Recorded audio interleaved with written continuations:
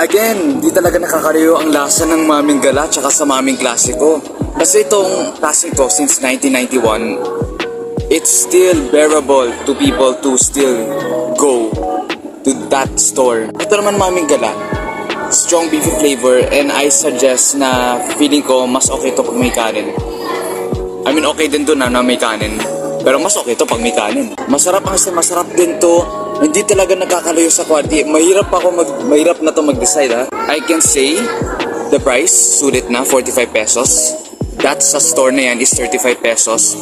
But in terms of price, I can say, kasi itong pares na hawak ko, pares yan, may 65 pesos pa tayo niyan. At dun sa isa, rice lang siya. Combined is 65 pesos with the rice and egg and the Mamis. If you watch my Maming Klasiko dun sa vlog ko. Pero itong dalawa, pag kinombine nyo is 110 pesos na siya.